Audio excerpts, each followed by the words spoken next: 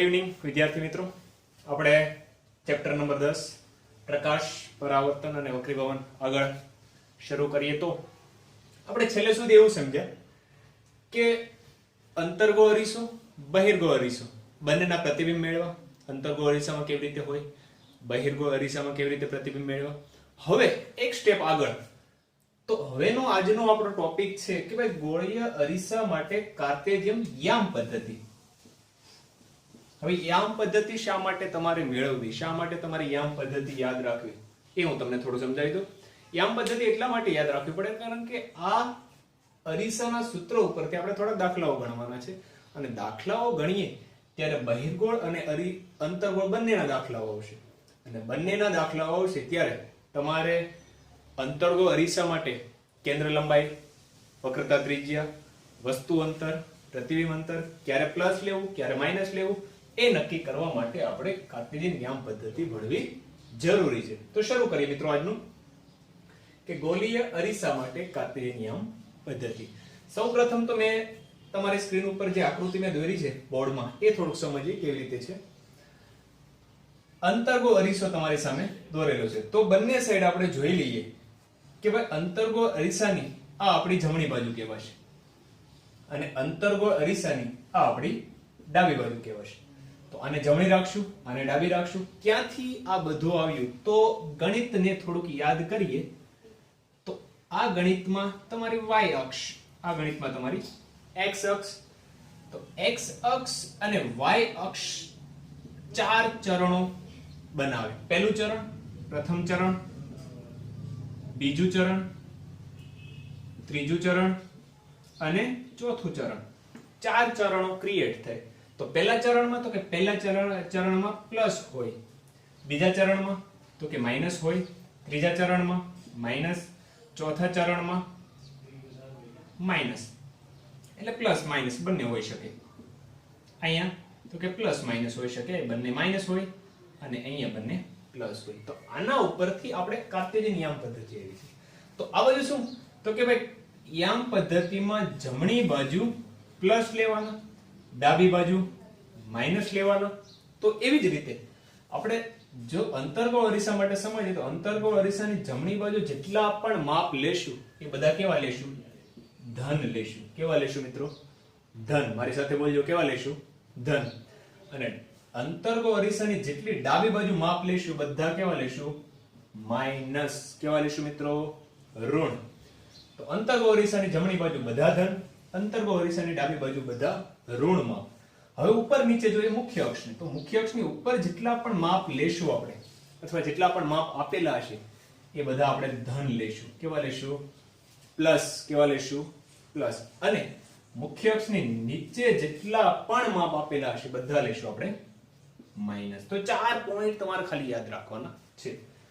અંતર્ગો અરીસો, જમણી બાજુ બધા માપ ધન, જેટલા પણ માપ આપેલા હશે આપણે બધાને ધન કાઉન્ટ કરશું. અંતર્ગો અરીસાની ડાબી બાજુ બધા માપ કેવા લેશું? ઋણ કાઉન્ટ કરશું. મુખ્ય અક્ષની ઉપરના બધા માપ ધન, મુખ્ય અક્ષની નીચેના બધા માપ ઋણ. એટલે તમારે 4 વસ્તુ યાદ રાખવાની. બોલો મારી સાથે.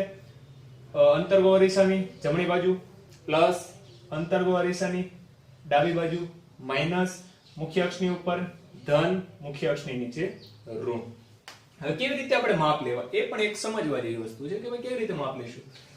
તો આપણે થોડુંક શીખ્યા છે કે ભાઈ ધ્રુવથી લઈ અને વક્રતા કેન્દ્ર સુધીનું માપ. જો ફરીથી હું જોજો, ધ્રુવથી લઈ અને વક્રતા કેન્દ્ર સુધીનું માપ તમે r નામ આપતા. r એટલે તો કે આપણી વક્રતા ત્રિજ્યા. રેડી? ધ્રુવથી લઈ અને વક્રતા કેન્દ્ર સુધી વક્રતા ત્રિજ્યા હતું, તો એને આપણે હવે માઈનસ લઈશું. કારણ કે એ ક્યાં ગણવાનું તો કે ધ્રુવથી લઈ અને ડાબી બાજુ હાલવાનું, અને ડાબી બાજુ હાલો તો કેવું લેવાનું? ઋણ.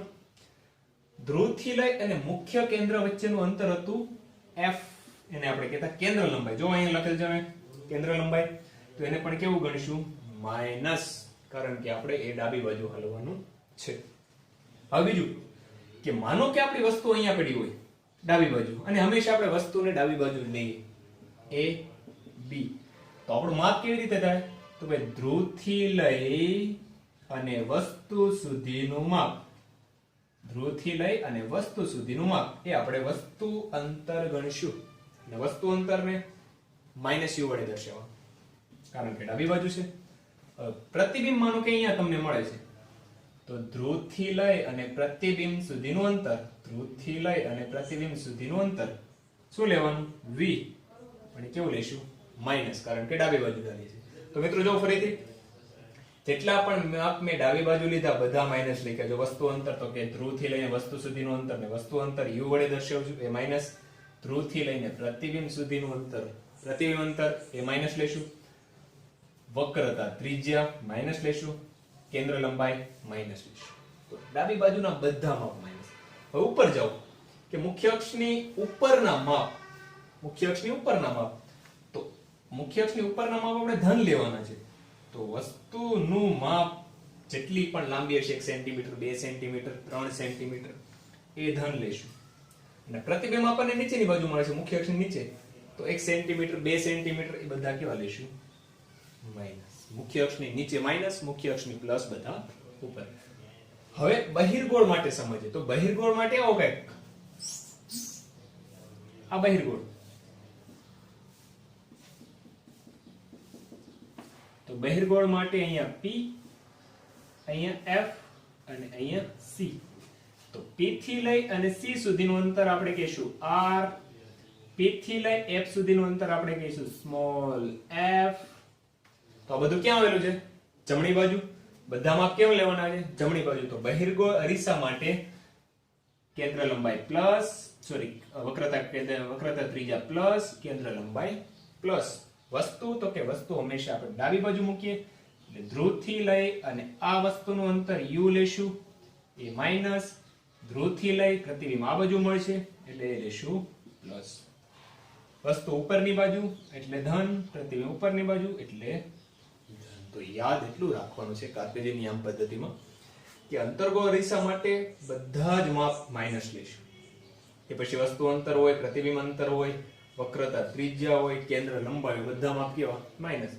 બહિર્ગોળ અરીસા માટે તો કે ભાઈ બહિર્ગોળ અરીસા માટે વસ્તુ અંતર માઈનસ, પ્રતિબિંબ અંતર પ્લસ, કારણ કે જમણી બાજુ છે, વક્રતા ત્રિજ્યા પ્લસ, કારણ કે જમણી બાજુ લેવાનું, કેન્દ્ર લંબાઈ પ્લસ, તો કે જમણી બાજુ લેવાનું છે. વસ્તુનું માપ એ હંમેશા ઉપર હશે પ્લસ, પ્રતિબિંબ પણ ઉપરમાં છે એટલે પ્લસ. તો તમારે આ વસ્તુ યાદ રાખવાની છે. બુકમાં લખી લેજો, નોટ ડાઉન કરી લેજો કે આ વસ્તુ યાદ રાખવાની છે. અંતર્ગોળ માટે કેટલા કેવા માપ લેવાના છે, બહિર્ગોળ અરીસા માટે કેવા માપ લેવાના છે, કારણ કે આ જો આવડશે તો તમને આગળના બધા દાખલાઓ આવડી જશે. હવે દાખલાઓ ગણવા માટે સૌથી મહત્વનું છે એનું સૂત્ર. કે કોઈ પણ એવો દાખલો પૂછે કે ભાઈ અંતર્ગોળ અરીસા માટે કેન્દ્ર લંબાઈ એટલી છે, વક્રતા ત્રિજ્યા એટલી છે, તો વસ્તુ અંતર ગોતો, પ્રતિબિંબ અંતર ગોતો, જે પણ પૂછાય પેલા સૂત્ર આવડવું જોઈએ. સૂત્ર આવડશે તો બધા દાખલા તમને આવડી જશે. તો સૂત્ર કેવી રીતે છે સમજીએ. કે પહેલા તો ગોળીય અરીસાનું સૂત્ર જૂની બુકમાં તમે જાઓ તો જૂની બુકમાં લગભગ 5 માર્ક્સનું સાબિત કરો એવું પૂછાતું, પણ આપણે નવી બુકમાં એવું છે ને એનસીઈઆરટી નો જ્યારે અભ્યાસક્રમ આવી ગયો તો એ સાબિત કરવાનું સૂત્ર જતું રહ્યું. હવે તમારે શું યાદ રાખવાનું? સીધું સૂત્ર યાદ રાખવાનું. તો પૂછે કે ભાઈ ગોળીય અરીસાનું સૂત્ર એટલે શું? લખો. તો પહેલા તો એની વ્યાખ્યા લખશો. શું વ્યાખ્યા લખશો? કે ગોળીય અરીસા માટે વસ્તુ અંતર એટલે u, પ્રતિબિંબ અંતર એટલે v અને કેન્દ્ર લંબાઈ એટલે સ્મોલ f વચ્ચેનો સંબંધ દર્શાવતા સૂત્રને અરીસાનું સૂત્ર કહેવાય. ફરીથી બોલી અરીસાનું સૂત્ર તો એની વ્યાખ્યા લખવી તો કે ગોળીય અરીસા માટે વસ્તુ અંતર u, યાદ રાખજો, પ્રતિબિંબ અંતર v અને કેન્દ્ર લંબાઈ f વચ્ચેનો સંબંધ દર્શાવતા સૂત્રને અરીસાનું સૂત્ર કહેવાય. આ એની વ્યાખ્યા. સૂત્ર તો સૂત્ર બહુ સિમ્પલ છે. જો 1/u,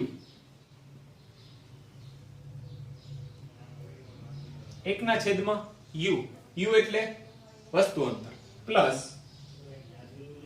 1/v, v એટલે પ્રતિબિંબ અંતર તો u એટલે વસ્તુ અંતર, v એટલે પ્રતિબિંબ અંતર બરાબર 1/f.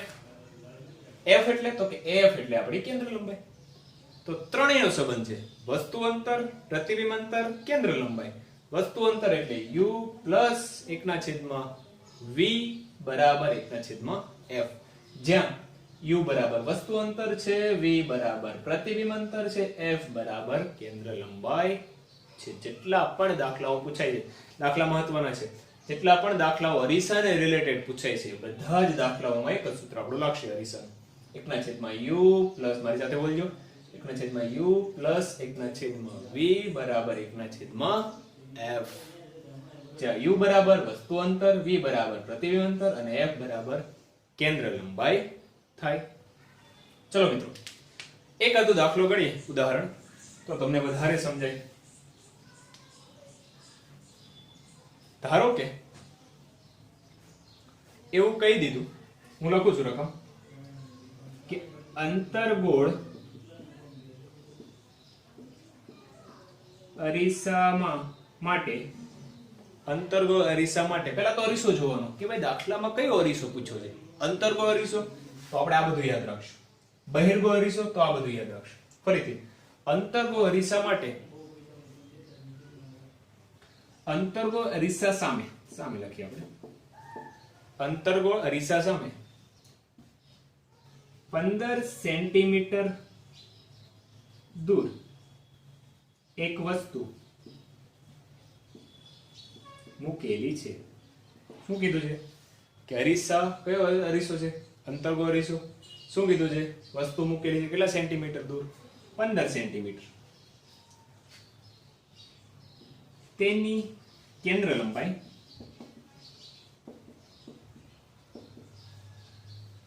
10 સેન્ટીમીટર છે. કેટલી કેન્દ્ર લંબાઈ છે? 10 સેન્ટીમીટર. કેટલી કેન્દ્ર લંબાઈ છે? 10 સેન્ટીમીટર. તો અરીસા વડે રચાતા પ્રતિબિંબ નું અંતર ગણો. પ્રતિબિંબ અંતર ગણો.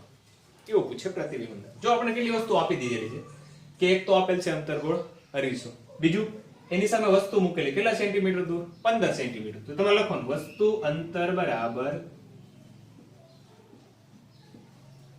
u કેટલા સેન્ટીમીટર? 15 સેન્ટીમીટર. હવે એ જોવાનું અંતર્ગોળ અરીસો છે. અંતર્ગોળ અરીસા માટે આપણે પ્લસ લેવાનું, માઈનસ, તો કે ભાઈ અંતર્ગોળ અરીસા માટે વસ્તુ અંતર આપણે લઈશું માઈનસ, તો આવશે માઈનસ. શું આપેલું બીજું? તેની કેન્દ્ર લંબાઈ 10 સેન્ટીમીટર છે. તો લખવાનું કેન્દ્ર લંબાઈ f બરાબર 10 સેન્ટીમીટર. હજી ચેક કરવાનું કે ભાઈ અંતર્ગોળ અરીસો છે, અંતર્ગોળ અરીસો કેન્દ્ર લંબાઈ, તો કે આ કેન્દ્ર લંબાઈ કેટલા? શું લેવાનું? માઈનસ. તો આપણે લેશું માઈનસ. તો તેની અરીસા વડે રચાતા પ્રતિબિંબ એટલે પ્રતિબિંબ અંતર v બરાબર તમારે ફાઇન્ડ કરવાનું છે. પ્રતિબિંબ અંતર મળે કે ચેક કરવાનું. અરીસા માટે પ્રતિબિંબ અંતર તો કે માઈનસ તમને મળવું જોશે. તો પ્રતિબિંબ અંતર આપણે નાનો દાખલો અહીં ક્યાં ગણીએ?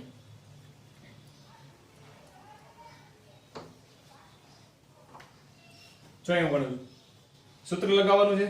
અરીસાનું સૂત્ર આપણી પાસે છે 1/u પ્લસ 1/v બરાબર 1/f.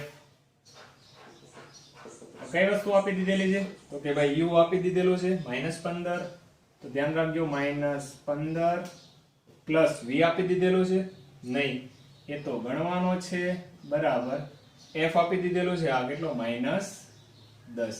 હવે v ને હું અહીંયા રાખું 15, 1/15 ને પેલી બાજુ લઈ જાઓ તો શું આવે? 1/v બરાબર 1/10. આ માઈનસ હતું ઓલી સાઈડ જાય તો માઈનસ થાય, માઈનસ માઈનસ પ્લસ 1/15. હવે લસા લઈએ. 10 અહીંયા ગુણો, 15 અહીંયા ગુણો, 10 અહીંયા ગુણો તો શું આવશે? તો નહીં, એક કામ કરીએ, છેદ સમાન કરીએ. એના માટે આપણે 30 ભેગા કરીએ તો અહીંયા ઉપર નીચે 3 વડે ગુણીએ તો 3 માઈનસ 10 ગુણ્યા 3